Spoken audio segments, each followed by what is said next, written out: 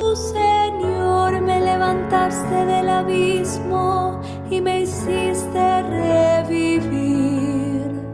Cuando estaba entre los que bajan al sepulcro,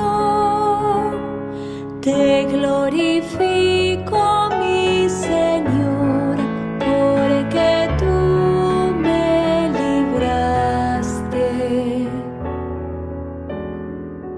Canten al Señor sus fieles, den gracias a su santo nombre, porque su enojo dura un instante y su bondad toda la vida. Si por la noche se derraman lágrimas, por la mañana renace la alegría. Te glorifico, mi Señor, porque tú me libraste. Escucha, Señor, ten piedad de mí. Ven a ayudarme, Señor.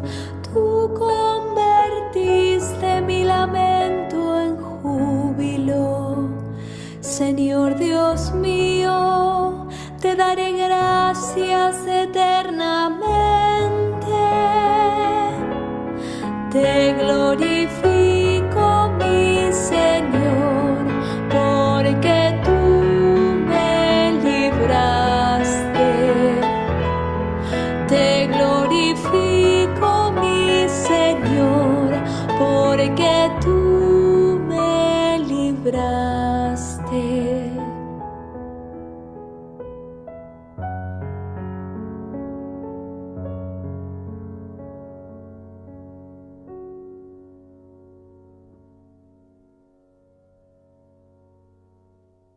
Hola, buenas noches.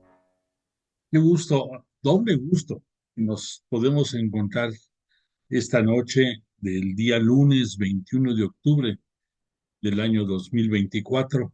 Y digo doble porque agradezco, fue un inicio poco intempestivo. Nunca nos había pasado que se, se traslaparon dos reuniones dentro del Zoom de la parroquia y, y eso impedía que pudiera yo entrar como es acostumbrado. Por lo tanto, te pido una disculpa porque pues comenzamos en una manera atropellada y prueba de tal es que tuve que volver a poner la música de la clase pasada, el salmo de la clase pasada, porque pues así salieron las cosas. Te debo de veras perdóname, pero pues esto pasa cuando sucede, como dijeran por ahí. Te invito a que hagamos un lado esto y comencemos correctamente como debe de ser, dándole alabanza a Dios Padre por la intercesión de Jesús de Nazaret y el poder del Espíritu Santo. Y te invito a que de corazón digamos todos unidos, en el nombre del Padre, del Hijo y del Espíritu Santo. Amén. Padre nuestro que estás en el cielo, santificado sea tu nombre. Venga a nosotros tu reino. Hágase tu voluntad en la tierra como en el cielo. Danos hoy nuestro pan de cada día. Perdona nuestras ofensas, como también nosotros perdonamos a los que nos ofenden. No nos dejes caer en la tentación y líbranos del mal. Amén.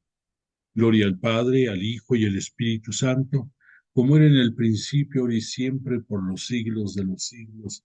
Amén.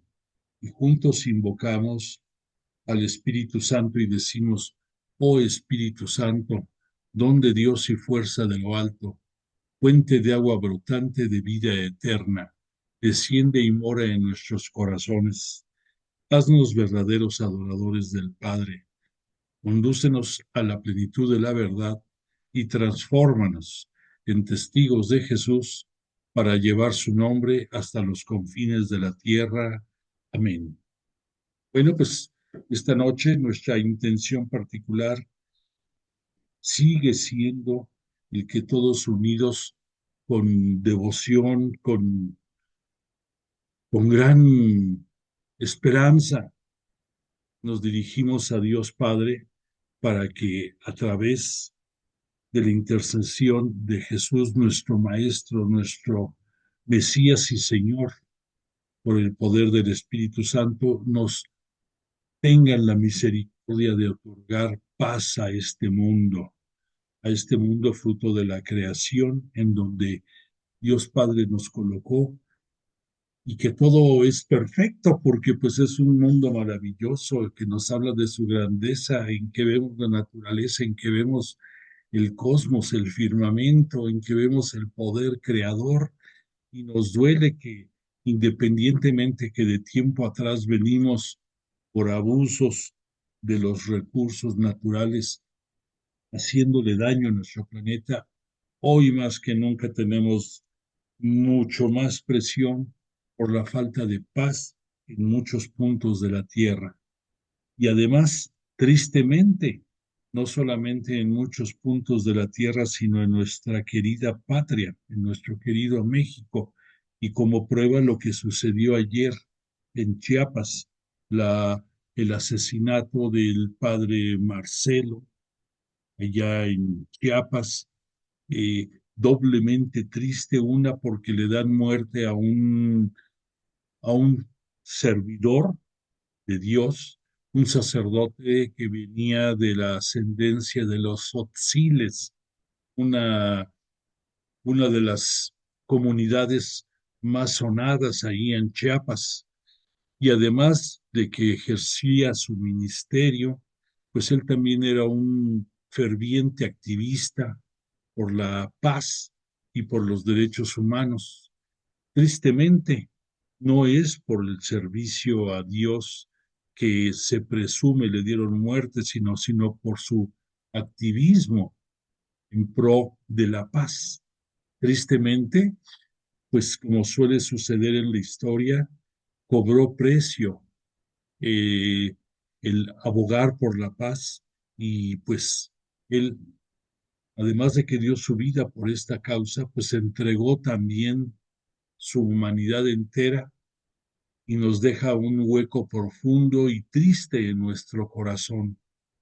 Este sacerdote de la orden de los jesuitas, que se distinguen ellos porque también en muchos lugares en donde hay desigualdad étnica y social, ellos hacen mucha labor, perdón. Recordemos que el año pasado tuvimos la desgracia también de los sacerdotes jesuitas asesinados en la zona de Sonora, de los Seris, si no me equivoco. En fin, estamos viendo que esos soldados de Cristo, y además de eso, pues por humanidad, muy involucrados en temas de defensa de derechos humanos, son carne de cañón de muchísimos intereses creados. No podemos precisar de dónde vino tristemente las balas que le cortaron la vida, pero de que estas personas tienen muchos enemigos, estamos seguros.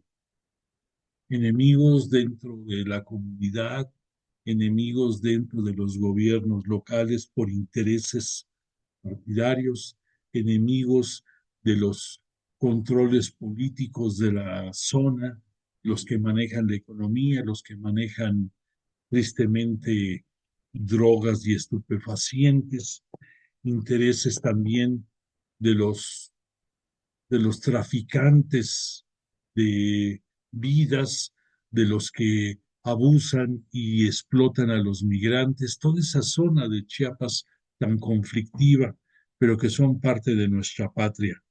Entonces, con tristeza, le imploramos a Dios Padre que nos ayude, que el Espíritu Santo nos haga entrar en razón a todos los que estamos en este mundo, en este país, en nuestro propio corazón, que nos limpie, que nos transforme, que nos haga, que nos haga seguir los pasos que nuestro Salvador y Señor nos enseñó en su ministerio público y que, como él bien dijo, él no venía a traer la paz, sino que iba a ser piedra de conflicto, que iba a ser causa de muchas desavenencias y que se iban a ver cosas muy feas.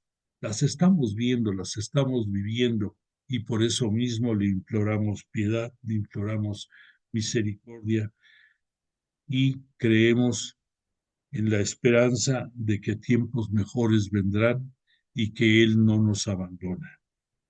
Que así sea.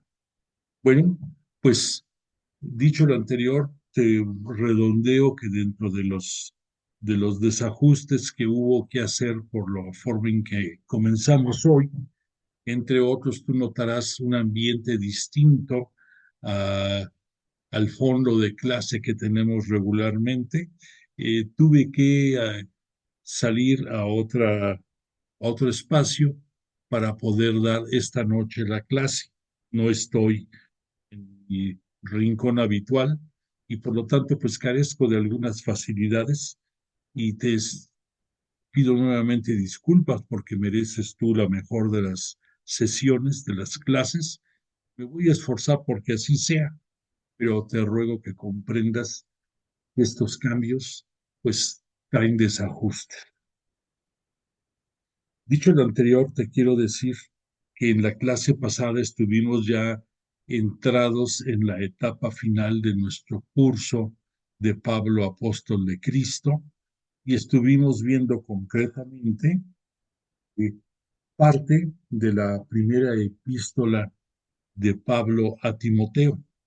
Hicimos resaltar que las dos epístolas, la primera y la segunda a Timoteo, y también la epístola también dirigida de parte de a este, perdóname, Tito, de sus seguidores, conforman las tres epístolas de carácter pastoral escritas por el gran Pablo de Tarso.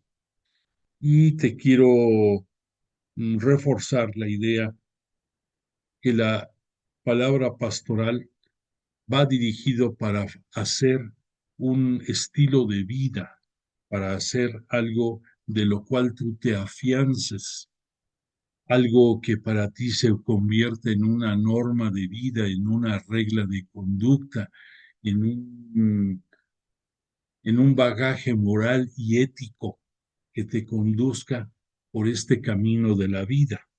Más como cristiano católico, pues que sepas, como hemos mencionado muchas veces, el dar imagen de congruencia entre lo que tú profesas en las liturgias dominicales cuando recitas el credo y con lo que viene siendo tu día a día en este mundo.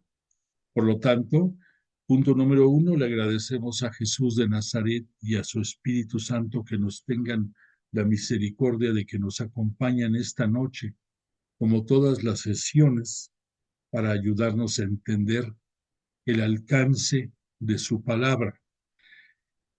Por otro lado, pues que nos ayudan a sensibilizar más nuestros sentidos, nuestra escucha, nuestra vista, nuestro cerebro, todo para que podamos capturar mejor sus enseñanzas.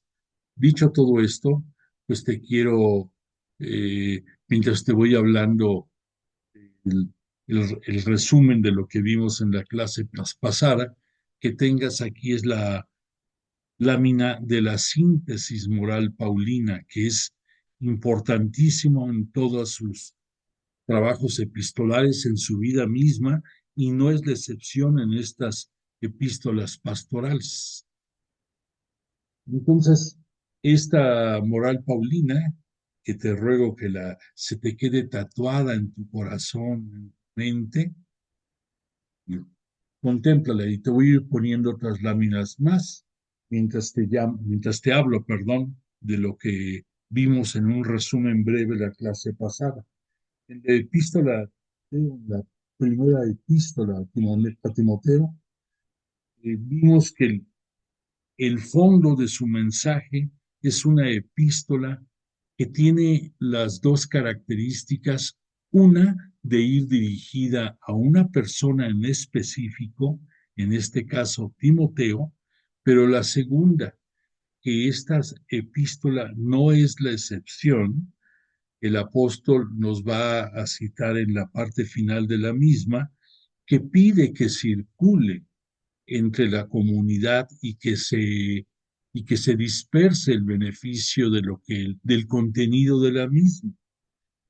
Entonces tenemos también las epístolas, las comunes que estuvimos viendo de Pablo, como por ejemplo Colosenses, Efesios, Romanos, en que vemos que les llaman que son epístolas circulares, porque sin llevar el nombre de un destinatario en específico, también el contenido de la misma epístola era para compartir entre los miembros de la comunidad. Pero estas epístolas paulinas revisten las dos características, que son redondas porque llevan el cometido de abarcar el mayor público posible, pero van dirigidas a una persona en específico, a Timoteo. Ya sabemos perfectamente que eh, dentro de los ministros, ¿por qué no decirlo? Ese es el nombre correcto, dentro de los discípulos de Pablo, los que formaron la escuela paulina. Hubo muchos que además de ser discípulos eran ministros porque estaban abocados con una tarea específica dentro de la comunidad naciente cristiana católica. Entre ellos, uno sobresaliente fue Timoteo. Este Timoteo, nada más como resumen, es hijo de una madre judía, de un padre pagano, y que tuvo Pablo la fortuna de conocerlo desde pequeño. Nos va a hablar aquí en la epístola que dentro de la familia de Timoteo, tanto su abuela como su madre, vamos a ver esta noche, ellos fueron los que le fueron inculcando ese amor que permitió que entendiera mejor las escrituras y más que nada, que entendiera la evangelización de parte de Pablo. Entonces, tiene una característica muy particular este Timoteo, que, repito, además de que fue quizás el más notable de los discípulos de Pablo, me voy a anticipar a un comentario que te quería externar en esta clase, pero fíjate que después de estar leyendo estas epístolas a Timoteo, yo he sacado una conclusión. Yo, Alfredo Santos, no quiere decir ni que esté respaldado en la Biblia, ni que tenga yo un sustento para lo que te voy a decir, pero se me hace algo extraordinario que la misión de Pablo como apóstol fue llevar la palabra de Dios, llevarla hasta los confines de la tierra. Este Pablo, como judío de nacimiento y gran simpatizante del fariseísmo, es algo extraordinario la manera en que se dio su conversión. Recordarás que esa conversión de Pablo se dio cuando camino a Damasco, eh, se dice en la escritura, cayó. Algo interesante es que te dice que cayó, pero si tú te pones a hurgar, no dice de dónde cayó. La tradición que tenemos de que de su caballo cayó y que quedó cegado, etcétera, etcétera, No te lo comento con otra finalidad, pero sí para precisar, en la escritura no nos dice que Pablo fuera en un caballo y que hubiera caído del caballo.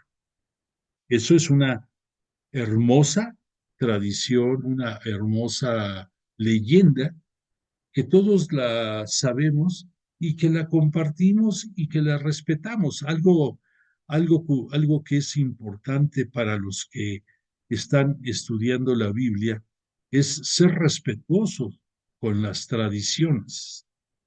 Por lo tanto, eh, hay que tener respeto por el fervor popular, por las tradiciones eh, populares también, que las tenemos a flor de labios y que las vemos en todas partes.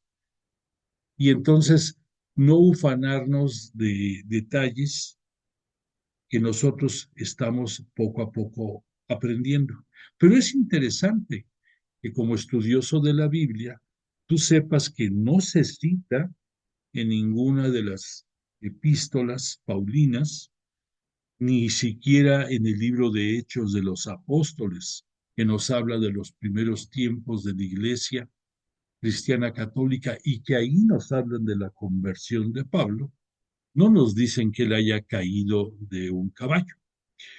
Al decir que cayó, quiere decir que efectivamente cayó al piso, pudo ser por una caída provocada por un traspié, lo que sea, pero lo que importa es el sentido teológico de esto, el que una persona que estaba formado dentro de una religión, dentro del judaísmo, dentro de una tradición muy estricta que era el fariseísmo, cayó de sus convicciones que él traía, cayó de todas las realidades que él conocía y que entonces en esa visión en que Jesús le habla y lo increpa porque lo persigue, ahí se da el gran momento de la conversión impresionante de Pablo,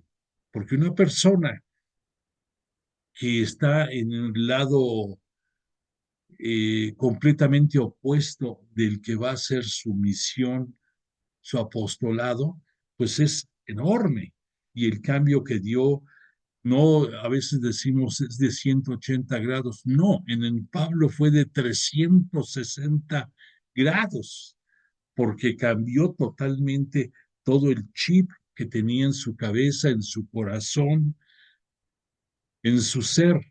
Y no fue tarea nada fácil, pero es algo impactante e impresionante cómo el poder divino, el poder de Dios en la persona de Jesús de Nazaret, lo transforman a Pablo.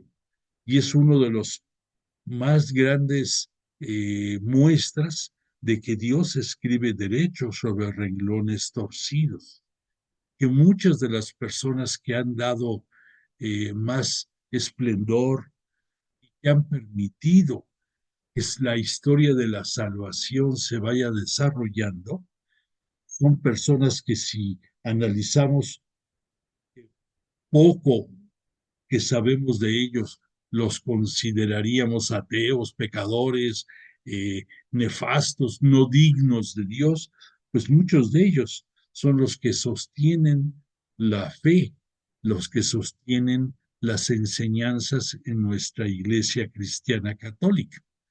Entonces, eso que te he estado comentando ahorita me llevó a mí a reflexionar que la misión de Pablo era el convertir a muchos judíos y a muchos gentiles. Y sabemos que la palabra gentil para los judíos eran aquellos que no eran judíos. Dentro de la preponderancia que tenían los judíos era que pensaban que solamente a través del judaísmo se podía obtener la salvación divina. No se hablaba de otra cosa más que la salvación. Y vemos que no es así.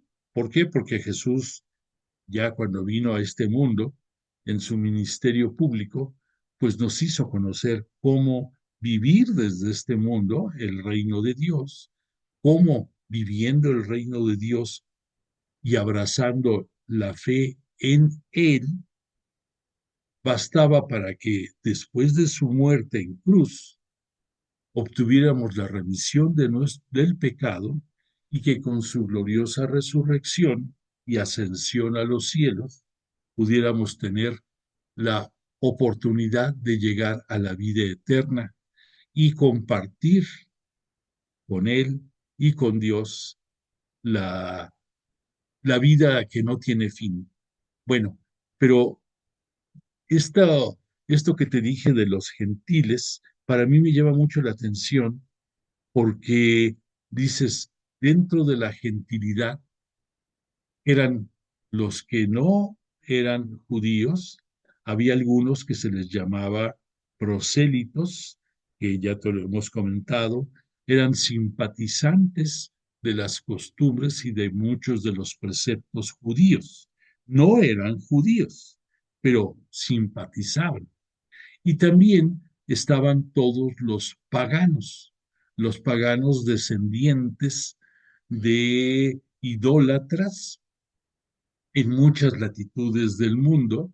En aquel tiempo, pues vemos que este Pablo dedicó mucho de su tiempo de evangelización y de llevar eh, la buena nueva y el anuncio del querigma de la muerte y resurrección de Jesús al área de Asia, que dentro del antiguo mundo era la extensión de tierra más grande que había y que del lado izquierdo, como vimos en los mapas, se iba yendo hacia Europa y que en aquellos tiempos pensaban que el fin del mundo, tendiendo como tal los reinos conocidos del poder, pues el fin del mundo era Italia, era Roma, era el centro del poder del imperio romano. Bueno, pues entonces todos esos imperios, incluyendo al romano primordialmente, eran imperios paganos, imperios que tenían adoración por muchas deidades, que el imperio romano, desde el punto de vista religioso, seguía mucho los pasos de la cultura griega. Y que si tú te pones a analizar, muchas de las deidades griegas están reflejadas en las divinidades romanas con nombres diferentes. Y, por ejemplo, por decir algo, Zeus tiene su equivalente romanos, Minerva, que era la principal diosa dentro de los romanos, pues también tenía su contraparte en Grecia, con otro nombre distinto, Afrodita, pero van correspondiendo. Pero la reflexión que a la que quiero llegar después de toda esta plática que te estoy haciendo es que me llama a mí mucho la atención este Timoteo, si te pones a reflexionar de quién era hijo. Timoteo era hijo de una judía y de un pagano.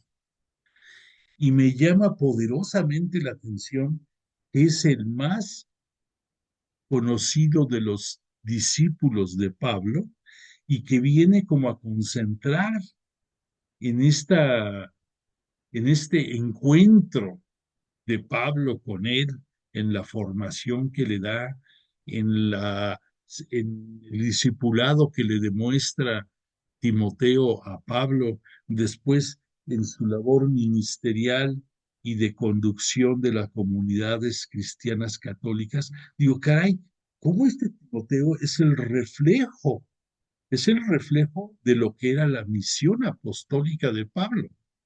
Llevar la palabra a los judíos, a los gentiles y llevar la palabra hasta los confines de la tierra. Y Timoteo es es el representante de esta misión. Yo me sorprende mucho, ¿eh? Me sorprende porque es algo que no está puesto ni en los libros, ni en la Sagrada Biblia, por supuesto, ni en el libro que tenemos de respaldo del padre Carrillo Olday. Y te repito, es una reflexión personal mía, no es, no es mi artículo de fe, ni lo debes de decir, ah, sí, está correcto, Alfredo, a lo mejor no estoy correcto, pero me llama mucho la atención. Y como prueba de esta, eh, de este formación cristiana católica en Timoteo, vemos que lo estuvimos viendo en la clase pasada, que Pablo se volca mucho en hacerle reflexiones para que sea un seguidor de él. Lo más difícil de cualquier gran maestro es formar a sus sucesores. Y en esta epístola primera y segunda de Timoteo, vemos que Pablo se esforzó muchísimo en darle ese tamiz, ese sello, esa peculiaridad a Timoteo para que siguiera las enseñanzas paulinas. Entonces, la recomendación de Pablo, Timoteo, de que tuviera una actitud cuidadosa frente a los falsos maestros es vital, porque estaban incrustados en toda esa zona muchos falsos maestros, independientemente de los judíos, que eran acérrimos enemigos de Pablo, porque se sentían traicionados por Pablo, porque después de ser un gran judío formado por Gamaliel, uno de los más grandes rabinos de esos tiempos, ¿cómo era posible que se hubiera dado la espalda? Entonces, los judíos eran acérrimos enemigos de Pablo y le fueron poniendo piedras en todo el camino y gracias a esas piedras él fue objeto de persecuciones, fue objeto de laceraciones, sufrió cárcel y a fin de cuentas pues van a hacer todo lo posible porque desaparezca del mapa. Además de él, fueron surgiendo en este primer siglo del cristianismo católico muchos falsos profetas que, que algunos, eh, por la influencia que tenían en las comunidades, fueron atrayendo personas, algunas de ellas de las que eran eh, parte de las comunidades cristianas católicas. Y esto pues creaba un sentimiento de confusión entre los seguidores, entre los nuevos cristianos católicos, y daban al traste con todo el trabajo realizado por Pablo. Entonces, le dice Pablo a Timoteo que desde que pisó Macedonia, ahí fue distinguiendo a él los falsos y que le recomienda que tenga cuidado en distinguirlos y en segundo lugar en combatirlos. Dos cosas diferentes. Está, en pocas palabras, en palabras llanas, para que entendiéramos, ponte trucha con los que traigan enseñanzas diferentes a lo que yo les he enseñado acerca de la buena nueva, acerca del querigma de Jesús y acerca de las normas de vida que les he ido dando. Y en segundo lugar, hay que neutralizarlos. Y esa neutralización significa que si están dentro de la comunidad, separarlos, lanzarlos. Por esa razón, en algunas expresiones, Pablo dice, a estas personas las lanzamos a Satanás. O sea, no quiere decir otra cosa más que las sacaron de la comunidad para evitar que el pensamiento de estos falsos profetas contaminaran, contaminaran el ambiente que tanto trabajo le había costado a Pablo ir formando. Después, Pablo le recomienda también que ya sea él muy agradecido con Dios por el ministerio que puede desarrollar. Y ahí Pablo hace mucho énfasis en que sin merecerlo, Dios les da, les tiene la misericordia de poder llevar su palabra, de poder enseñar, y que este carisma es un gran regalo. Recordemos que ellos y tú, todos nosotros, en el momento de que somos bautizados al entrar a la iglesia cristiana católica, nos llena el Espíritu Santo de dones. Estas son cuestiones importantes que no se nos olvide. Y los dones, que es palabra similar a regalo, a una bendición, nos adornan en la vida y nos permiten entender muchas cosas acerca de nuestra religión y nos permiten también el ser mejores personas. Pero cuando esos dones tú los pones al servicio de los demás, pasa de ser de un don a un carisma. Entonces, hay muchísimas personas que tienen muchos dones, pero muy pocas que esos dones los transforman en carismas. Entonces, lo que aquí Pablo se esfuerza darle a Filemón, a Timoteo, perdón, de enseñanza, es que sea agradecido por esa bendición en su vida de que sin merecerlo pueda llevar la palabra de Dios a, a todo el prójimo y a que pueda ser alguien que imparta con su ser, con su forma de actuar, misericordia y sea ejemplo ante todos los integrantes de la comunidad. Le hace también recomendaciones, Pablo, de que siempre esté en oración, que la oración, la súplica, las acciones de gracias por todos los hombres, no solamente por él, son necesarias, que dentro de las oraciones él debe de pedir por los reyes, los que ejercen cargos civiles que permean dentro de la población. Entonces, que tenga él siempre presente que hay que pedir por los que son cabezas de la sociedad. Y esto nos lo hace llegar Pablo hasta nuestros días. Creo que muy pocas epístolas nos reflejan la actualización como esta pastoral primera y pastoral segunda a Timoteo, porque en nuestros días es una necesidad imperiosa. Nosotros comenzamos la sesión hablando de las injusticias que privaron el día de ayer con la muerte del padre Marcelo.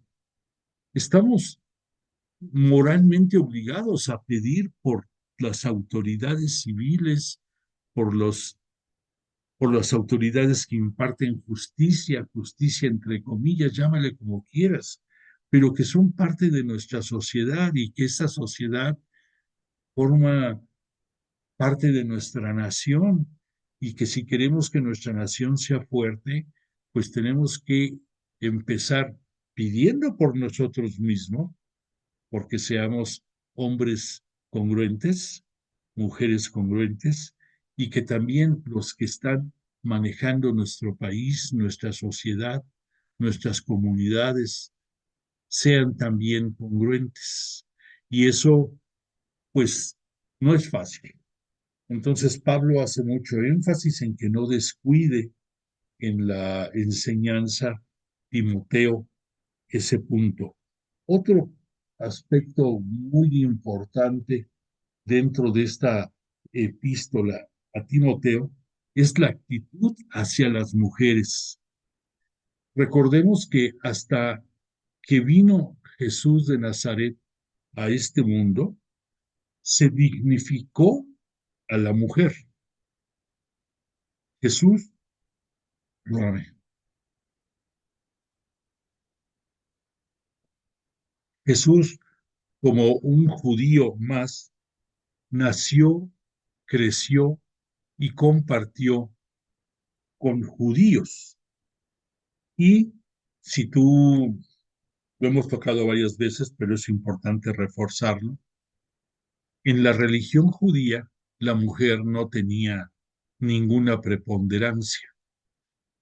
No te puedo garantizar, pero dicen algunos pensadores judíos que esto viene desde la creación misma, que porque Yahvé Dios, para nosotros Dios Padre, Él forjó al hombre del polvo de la tierra e insufló en su nariz dándole el aliento de vida.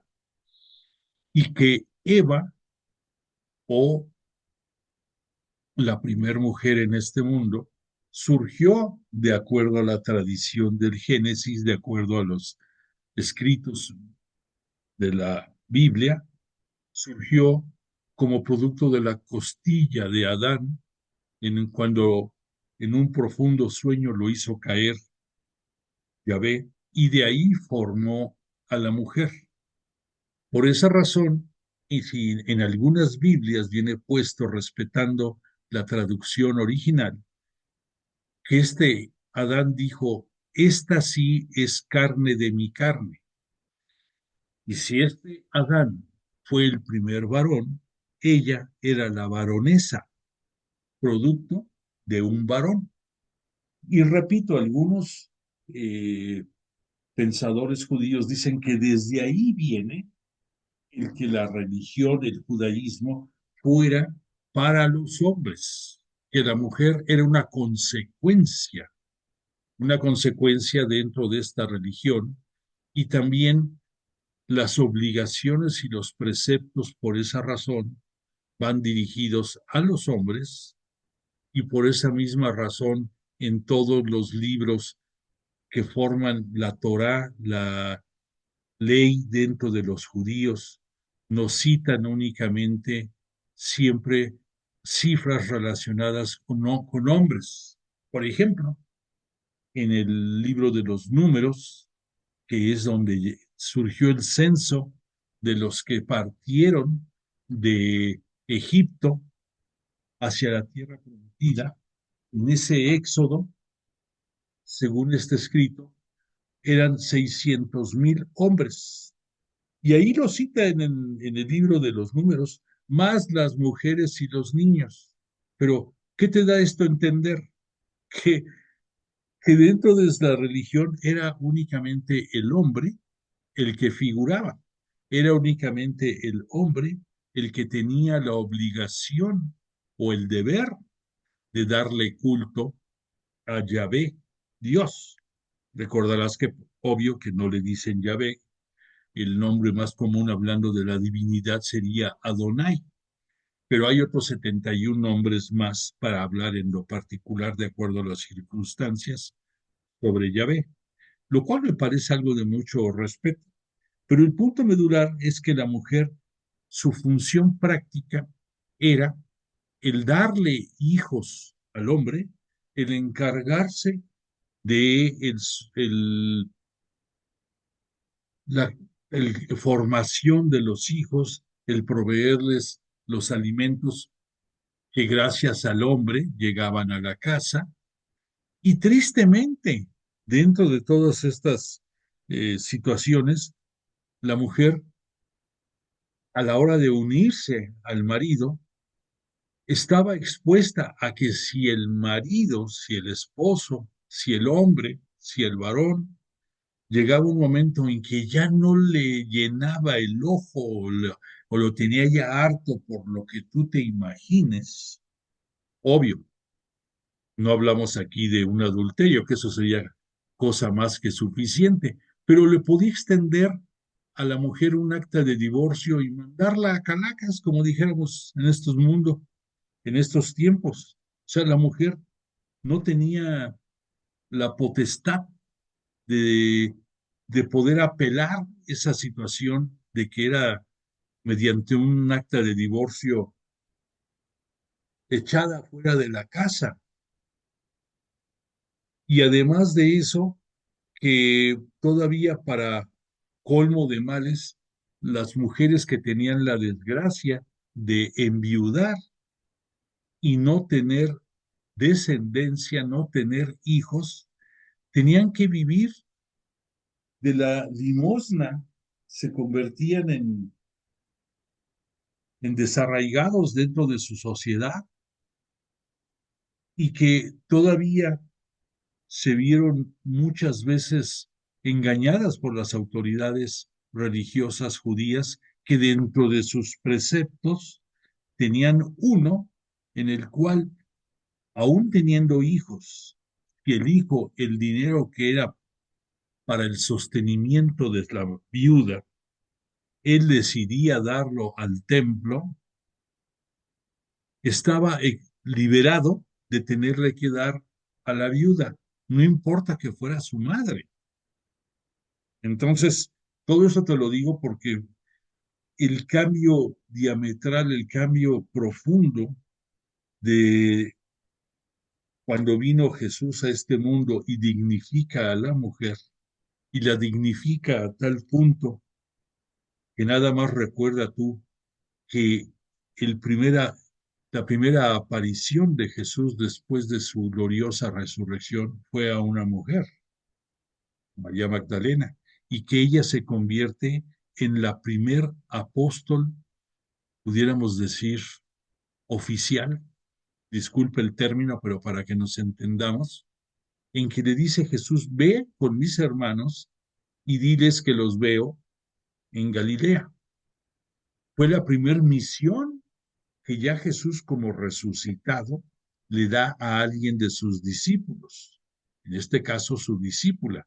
Pero esto te lo digo para que te quede claridad de que en este primer siglo se vuelve un asunto bastante inquietante y hasta peligroso la dignidad que dentro de la comunidad de la Iglesia Cristiana Católica adquiere la mujer. Después, este Pablo le recordó a Timoteo su responsabilidad ante la comunidad. O sea, recordemos esto, el sustento de esto es que dentro del judaísmo los sacerdotes no tenían solamente una responsabilidad religiosa de hacer los holocaustos eh, y de los preparativos para darle adoración a Yahvé Dios todos los días, como era el tener sobre el altar de los sacrificios, eh, el que también que estuviera listo para para los ceremoniales, el que hubiera el incienso durante las celebraciones diariamente para que fuera grato aroma a Yahvé, entre otras cosas que tenían que renovar los panes de la ofrenda cada semana, en fin, muchos detalles. Además de eso, los sacerdotes en el judaísmo tenían preponderancia en asuntos civiles y en asuntos diversos. Y entonces el Sanedrín, que era el equivalente a la mayor dignidad de justicia, en él estaban, además de los sacerdotes, estaban los ancianos de la comunidad, estaban los escribas, aquellos que por las transcripciones de los libros sagrados se sentían conocedores y dignos de poder aportar alguna opinión sobre diversos temas, y todo esto era presidido por el gran sacerdote, por el sumo sacerdote, que él, además de que presidía el Sanedrín, tenía voto para poder definir algo en caso de algún empate. Entonces, todo esto te lo comento porque, porque la responsabilidad de los integrantes de las comunidades cristianas católicas también involucraba que les pidieran opinión sobre muchos aspectos fuera de lo religioso. Entonces, Pablo le hace ver a Timoteo que sienta la responsabilidad ante la comunidad de que tiene que él obrar con verdad, obrar, obrar con muchos detalles más como clemencia, como misericordia, pero que siempre regido por la verdad, sin importar las consecuencias que ello tenga. Y después le refuerza eh, a otros, a otros integrantes de la comunidad la importancia de su ministerio, como son los episcopos y como son los diáconos. Recordemos, te repito, que en ese tiempo los episcopos, perdón, que son el equivalente a un obispo actual, no tenían las funciones como hoy vemos que las tienen los obispos. Prácticamente no se podía distinguir a simple vista la diferencia entre un presbítero en aquellos tiempos y un episcopo, porque todavía no estaba bien definido las funciones ministeriales dentro de la comunidad. Lo único que sí te puedo decir es que el episcopo, igual que hoy es el obispo, estaba responsabilizado del buen manejo de la comunidad. El presbítero no tenía todavía definido cuál iba a ser el, pudiéramos decir, el culto, cómo iba a ser el culto, porque no había una definición de cómo se iba a hacer el culto todavía, no había un lugar en que se diera, todas eran iglesias domésticas. Al decir eso, era que en casa de alguien de la comunidad se reunían para la celebración de, de la fracción del pan, que recordemos que además de eso, llevaba además cánticos de adoración religiosos a Dios, que llevaba también el compartir los alimentos y el crear comunidad, el crear, este, socializar entre los integrantes. Entonces es algo muy diferente a lo que ya acostumbramos. Sin embargo, es muy importante que, repito, así como este Pablo no imaginó él cuando escribió estas epístolas que nos iba a ser muy útil en nuestro tiempo.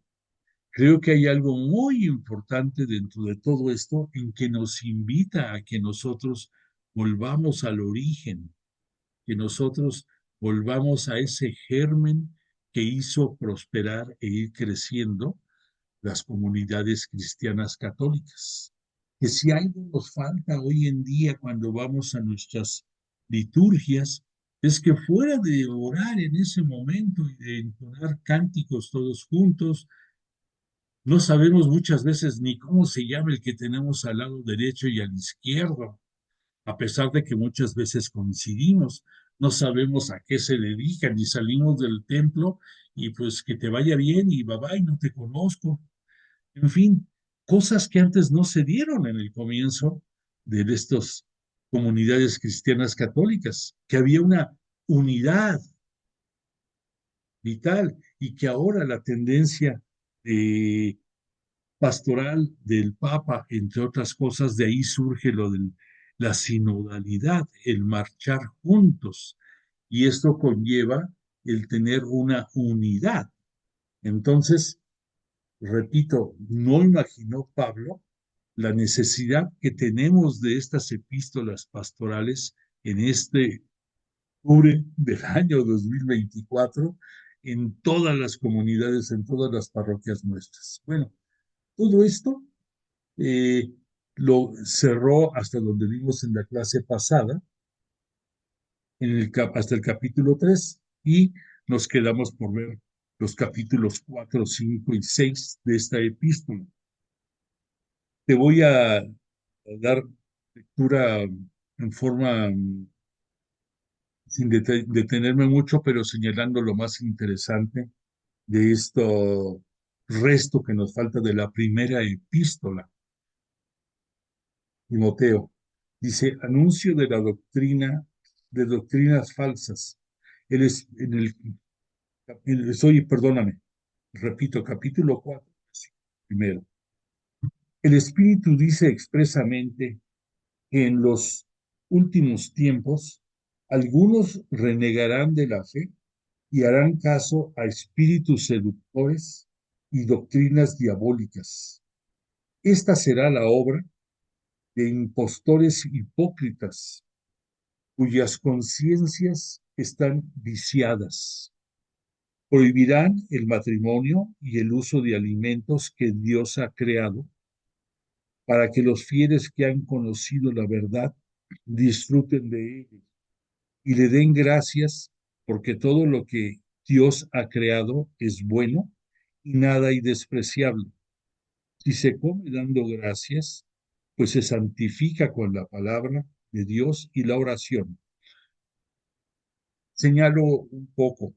Aquí está haciendo referencia, por un lado, a los terribles problemas que hoy en día los vivimos en carne propia, en una forma angustiante. Las disoluciones matrimoniales, los, las falsas doctrinas, las, todo el descontrol que causan en nuestra sociedad, las tendencias, las, las sí, las tendencias y las enseñanzas que van en contra de la formación del hombre en este mundo. Por decirte algo, nada más. Desde el Génesis lo ves en los primeros capítulos que habla Dios de que el hombre y la mujer serán una sola carne, por decir algo. Hoy en día pues tenemos muchos problemas acerca de preferencias sexuales, de uniones entre personas del mismo sexo y quieren muchas veces que llegue a dignificarse como un matrimonio estas unidades. Entonces aquí estamos viendo que esto que nos señala Pablo, que en los últimos tiempos, pues son los que estamos viviendo desde él, desde los últimos tiempos, recordemos que vienen desde desde la formación, desde la formación en el seno materno de la Virgen María, de Jesús, ahí comienzan los últimos tiempos y será hasta el último día cuando sea la parucía, la segunda venida de Jesús. Aún así, en el libro del Apocalipsis nos dice, y de acuerdo a algunas enseñanzas apostólicas, que los evangelios nos dicen que habrá un tiempo todavía de reconciliación, aún así después de la venida de Jesús. Bueno, lo único cierto, yo no te puedo decir qué vaya a ser, porque son tiempos por venir, pero lo que sí los últimos tiempos los estamos viviendo en carne propia. De lo que dice aquí de los alimentos, recordemos que esto va enfocado a que dentro del judaísmo, pues tenían muchas limitantes alimenticias. Este Pablo también las tuvo cuando fue judío y que ya una vez convertido al cristianismo católico, ya no las tuvo que respetar. Mas, sin embargo, dentro de las comunidades había muchos gente venida del judaísmo y otros venidos del paganismo que chocaban en esas costumbres. Y entonces aquí Pablo hace mucho hincapié en que todo lo creado por Dios es bueno y que todo santifica al hombre cuando da gracias a través de la oración, de la ingesta de cualquier tipo de alimento. Después dice, actitud que debe observar Timoteo. Esto es interesante. Le dice a Timoteo, si enseñas esto a los hermanos, serás un buen ministro de Jesucristo, nutrido con las palabras de la fe y con la hermosa doctrina que has seguido fielmente. Rechaza, en cambio, las fábulas viejas e impías. Ejercítate en la religión. Los ejercicios corporales no sirven para mucho, mientras que la religión es útil para todo. Esto se lo está diciendo porque recordemos que en esa zona, por la influencia griega, había muchas formas de vincular el día a día con lo que era el atletismo, con todas las disciplinas que cultivaban los griegos. Y entonces por eso aquí Pablo toma este ejemplo y pone que no es tanto el que te dediques a darle vigor y tono a tu cuerpo, sino más bien la religión lo que te va a hacer crecer. Esta doctrina es segura, refiriéndose a la religión cristiana católica, y debe ser aceptada sin reservas. Si trabajamos y nos esforzamos, es porque tenemos puesta nuestra esperanza en el Dios vivo, que es el Salvador de todos los hombres, especialmente de los creyentes. Obvio, recordemos que si tenemos fe en Jesús, estamos del otro lado, y que esa fe es creer sin restricción alguna lo que no podemos ver. Eso es fe, eso es que tengamos la certeza de que es verdad aunque no lo estemos viendo. Dice Pablo, predica y enseña estas cosas, que nadie te menosprecie por tu juventud, porque Timoteo era bastante joven. Por tu parte trata de ser un modelo para los creyentes, por tu palabra, tu conducta, tu amor, tu fe y tu pureza.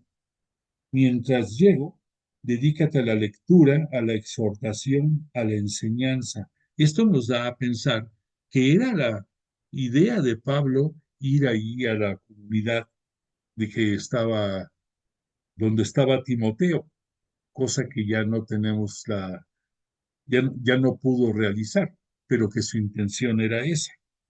No hagas estéril el don que posees y el que te fue conferido gracias a una intervención profética por la imposición de manos de los presbíteros. Esta imposición de manos, recordemos que al igual que hoy en día, cuando se le va a dar a alguien el que reciba algo de parte del Espíritu Santo en algún sacramento, llámese la confirmación, llámese también la unción de los enfermos, llámese el orden sacerdotal, esa imposición de manos de parte del presbítero o de parte del obispo, dependiendo del caso, es una invocación al Espíritu Santo para que te llene de dones y que se vuelvan carismas. Esos mismos dones que tú recibiste en tu bautismo y que ahí no tuviste una imposición de manos así exprofesa, pero sí todo el ritual superior a la misma imposición de manos que cita aquí Pablo. Dice, medita estas cosas, entrégate completamente a ellas para que todos puedan ver tu progreso. Preocúpate por ti y por la doctrina. Persevera en estas cosas, pues si haces esto, te salvarás a ti y a los que te escuchen. Recordemos, haciendo un breve repaso, que este fue el problema por el cual Jesús siempre amó y ama al pueblo judío, al pueblo, pero haciendo una gran diferencia entre los dirigentes religiosos judíos y el pueblo. Él tuvo toda la misericordia por todos los judíos y la sigue teniendo. Es el pueblo elegido de Dios. Pero la forma en que señaló, castigó, fustigó y les dijo a las autoridades judías que iban a ser juzgados, va de la mano de lo que aquí le dice Pablo a Timoteo. Persevera en estas cosas, pues si haces esto, te salvarás a ti y a los que te escuchan. Jesús de Nazaret en su ministerio público fustigó mucho a los sacerdotes judíos porque decía que la condena para ellos iba a ser severa por no haber dado al pueblo lo correcto, por confundirlos, por llenarlos de cargas, en lugar de enseñarles amor hacia sus semejantes y a darle culto a Dios. Entonces, esta recomendación es importante de parte de Pablo. Después le pide una actitud ejemplar con todos. Dice, no reprendas al anciano con dureza, trátalo como a un padre. A los jóvenes, trátalos como hermanos. A las ancianas, como a madres.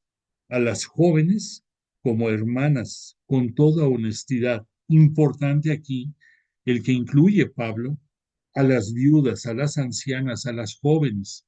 Está buscando que esa preponderancia que desde Jesús viene dentro de la Iglesia Cristiana Católica se mantenga, persevere y crezca.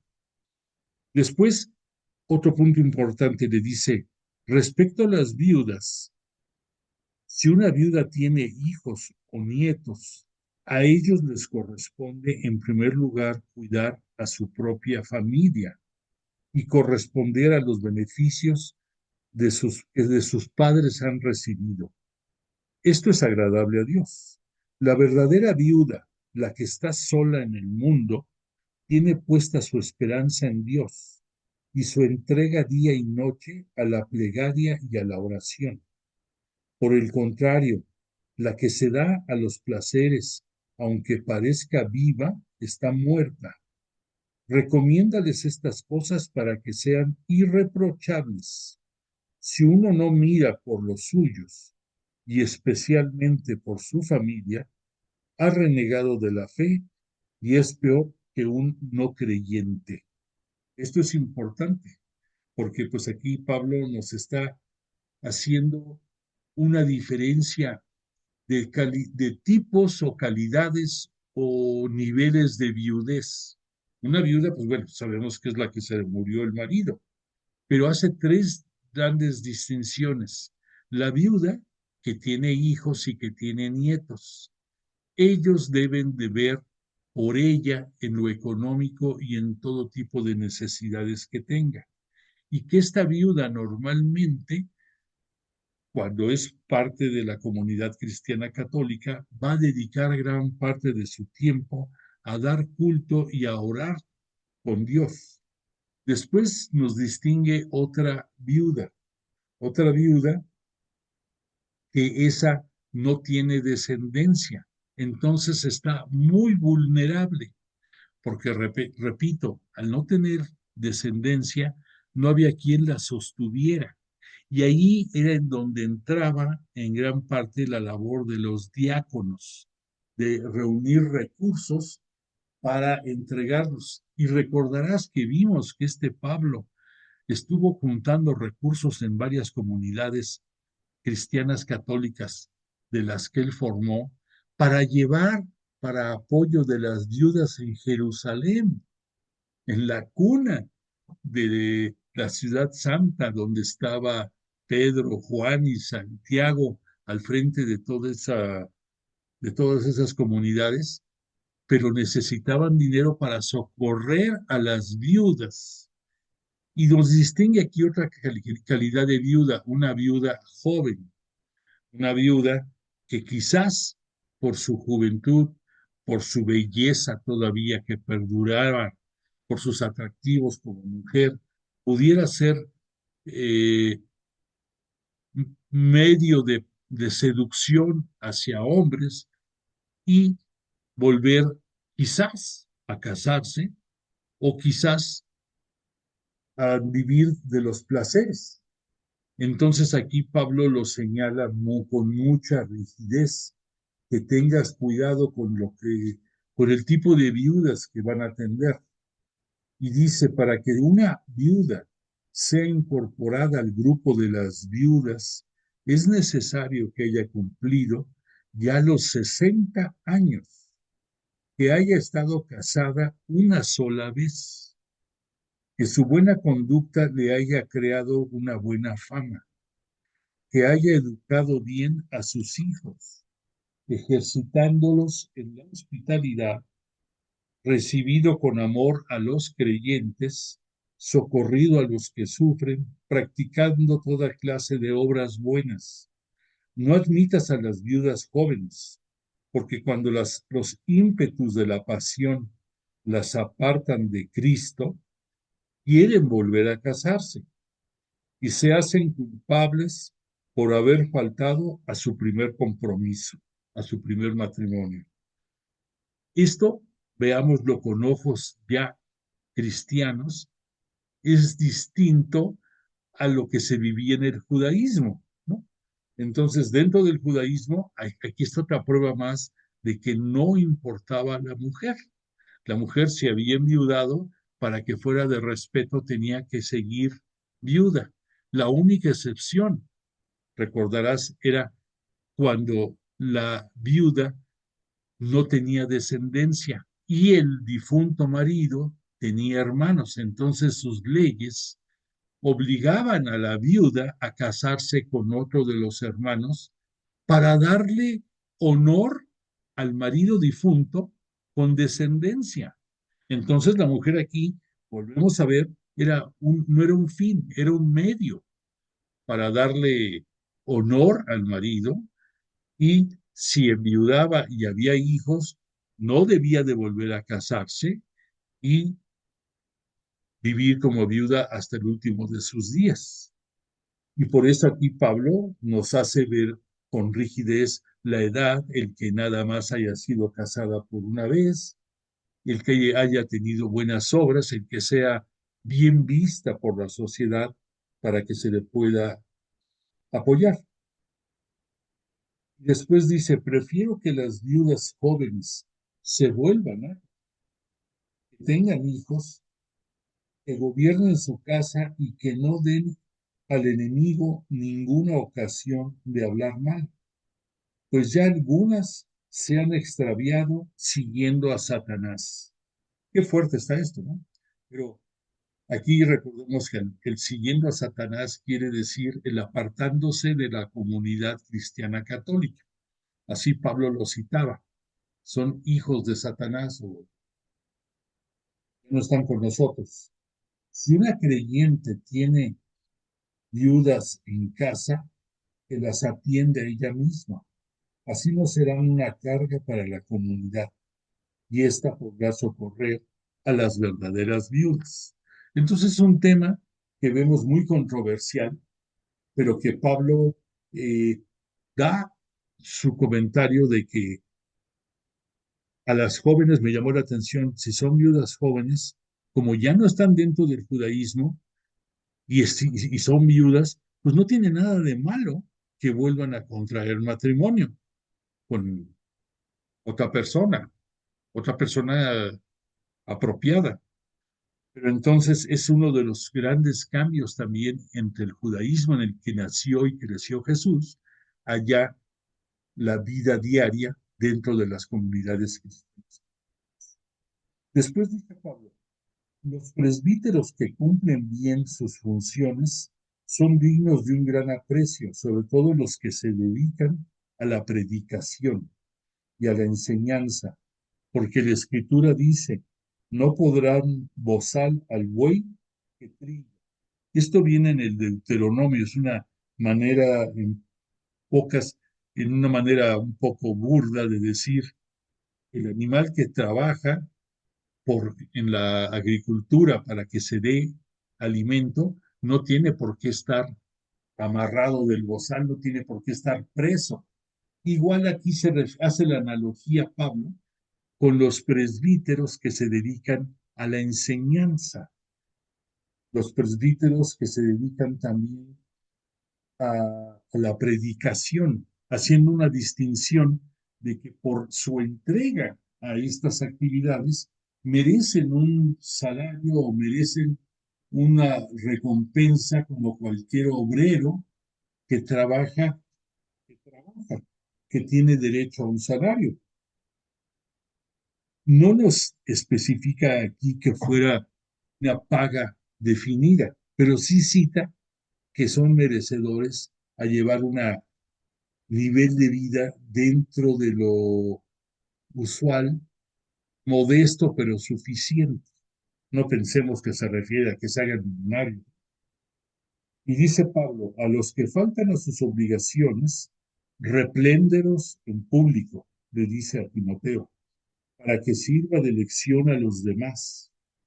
Te exhorto ante Dios, ante Jesucristo y ante los ángeles elegidos, para que pongas en práctica todo esto con imparcialidad, sin dejarte llevar de apreciaciones humanas. O sea, no te desmorones, no caigas en la flaqueza de que somos humanos y podemos caer. No, no puede caer un, eh, una persona al servicio de Cristo, llámese diácono, presbítero, obispo, y entonces Pablo señala mucho eso, que son dignos de vivir por su trabajo ministerial que ejecutan, pero también si caen deben de ser reprendidos.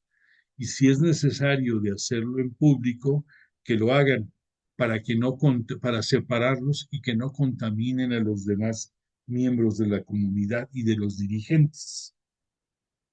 Hay hombres cuyas faltas son notorias incluso antes de ser citados a juicios.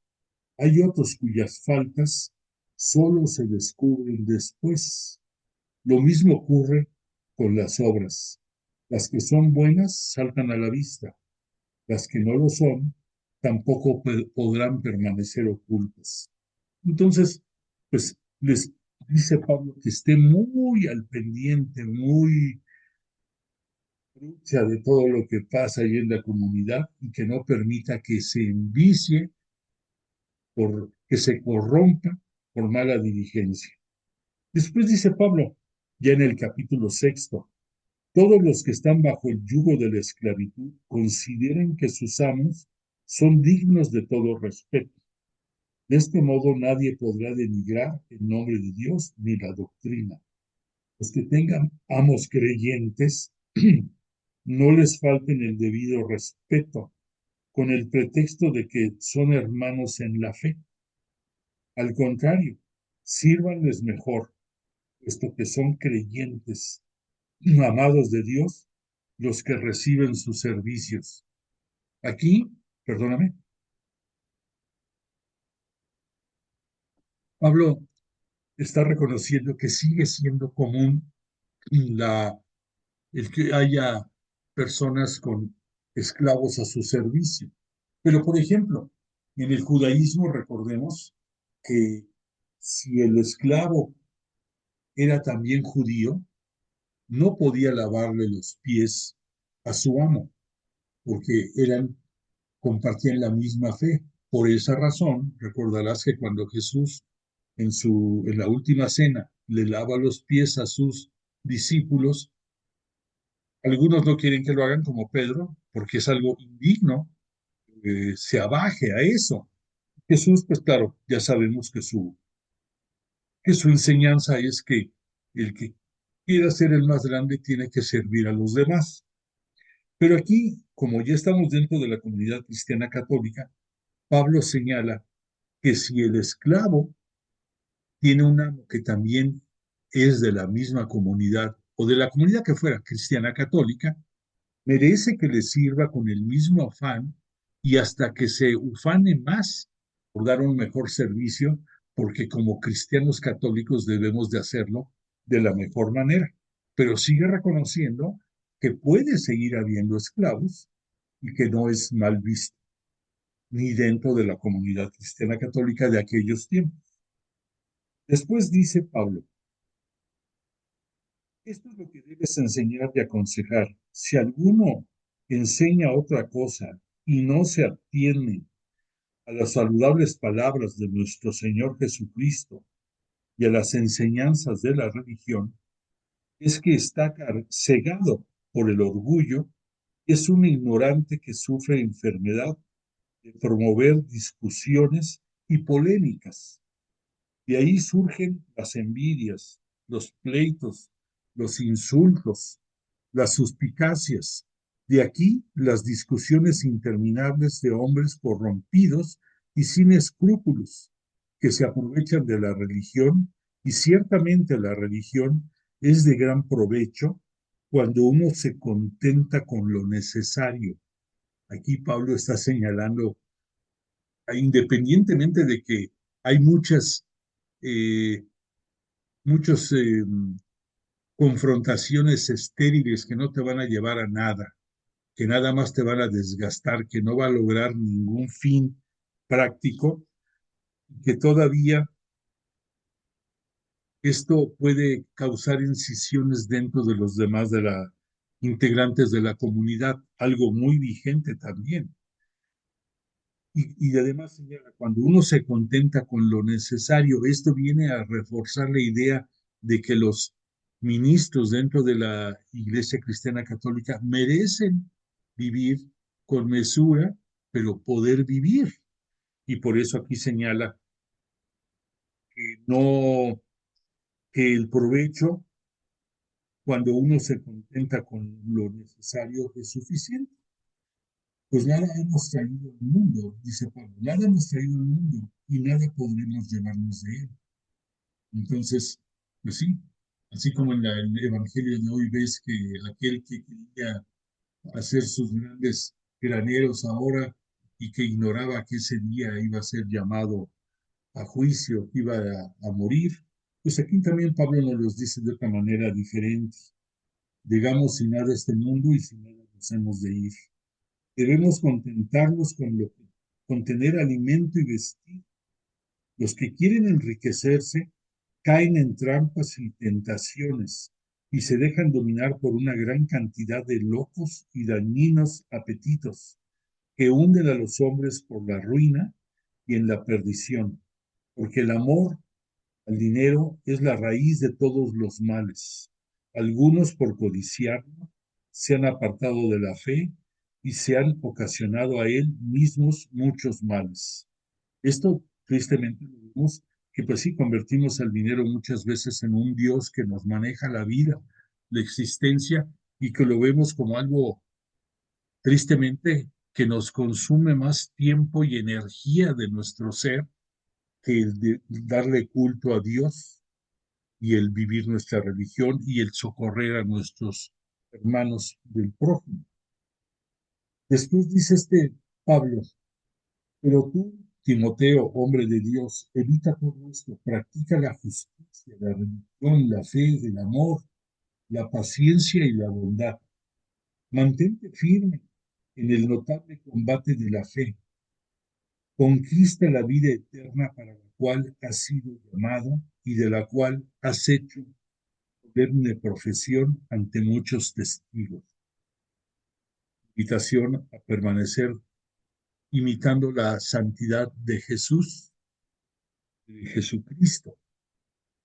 Te ordeno en presencia de Dios, que da la vida a todas las cosas, y ante Jesucristo, que dio testimonio de la verdad ante Poncio Pilato, que observes lo mandado sin mancha ni culpa hasta la manifestación de nuestro Señor Jesucristo.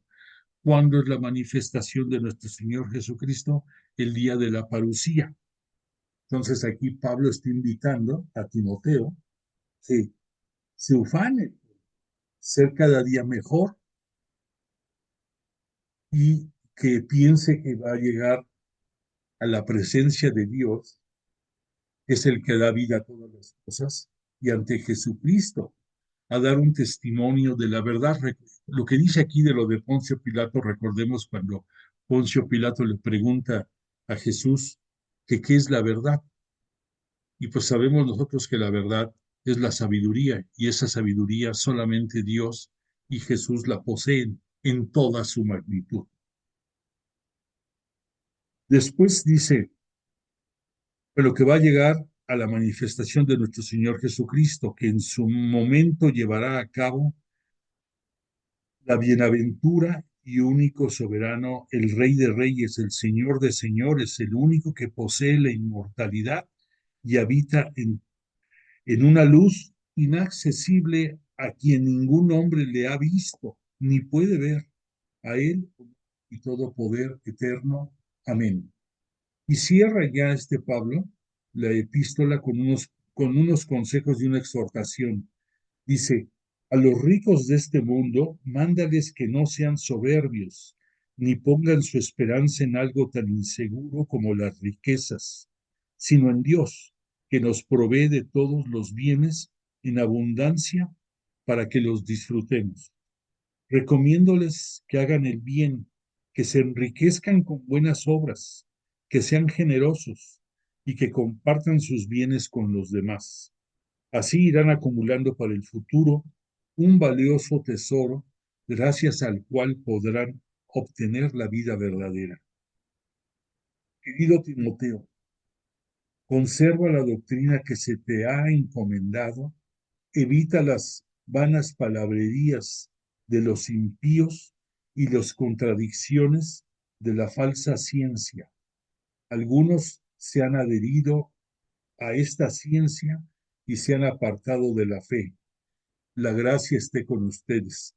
Dos comentarios. Uno, al hablar aquí Pablo de que eviten las falsas ciencias, está haciendo alusión a las corrientes filosóficas platónicas y aristotélicas y griegas que habían llegado a darle mucho poder al gnosticismo y a otras este, otras creencias más que apartaban al hombre de Dios, que pensaban que en el espacio estaba la respuesta de todo y que el hombre no tenía nada más que hacer que ser gnóstico y olvidarse de todo lo demás. Y lo refrenda, lo combate Pablo en forma agresiva y en una manera pues, muy, muy elegante, se lo dice a Timoteo. Y lo último, la última frase que dice, la última oración que dice, la gracia esté con ustedes.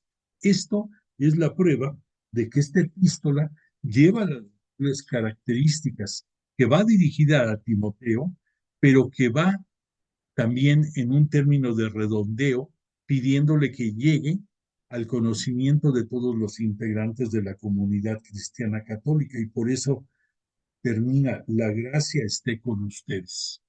Bueno, pues hemos terminado de ver ahorita la primera epístola pastoral. Nos queda por ver la segunda. Si Dios lo permite, lo haremos el próximo lunes. Y agradecemos a Jesús de Nazaret y al Espíritu Santo el que nos hayan acompañado esta noche. Te vuelvo a pedir disculpas por lo atropellado de esta clase y te invito a que de todas formas des constancia de tu presencia. Y por favor también, disculpa, voy a cerrar la sesión de hoy con el mismo canto de la clase pasada. Pero deseo para ti que tengas buena noche, que tú y tu familia gocen de salud, de progreso y de alegría en su hogar. Que descanses.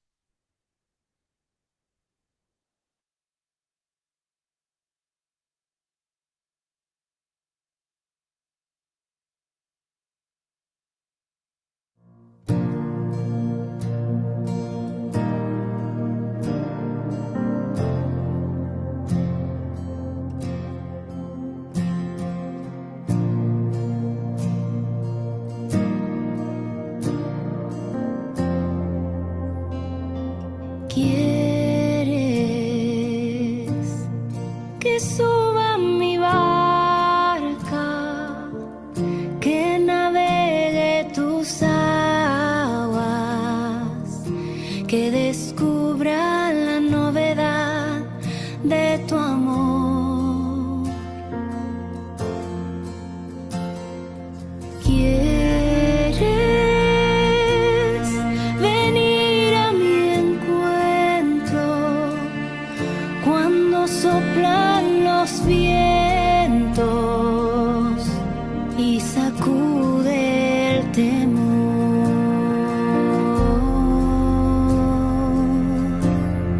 Y yo quiero ir a tu encuentro, aunque soplen los vientos y sacuda el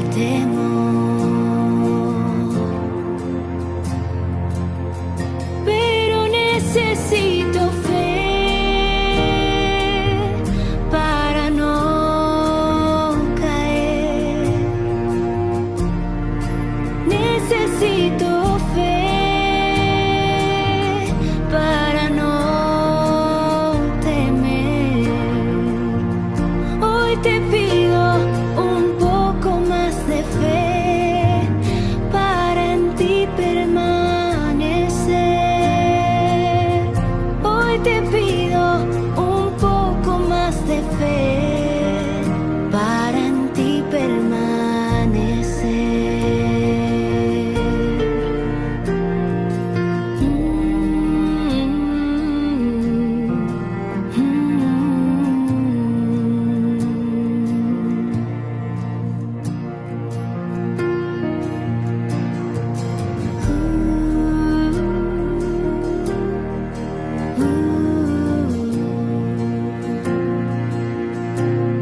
No quiero dejar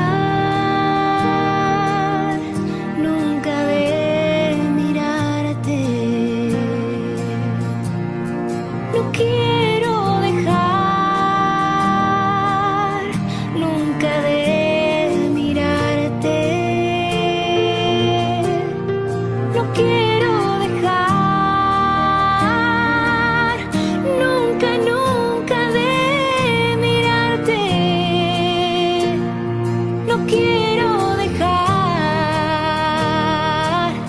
nunca de mirarte. Pero necesito fe para no caer. Necesito fe para no temer. Hoy te pido un poco más de fe para en ti permanecer. Hoy te pido un poco más de fe para en ti permanecer.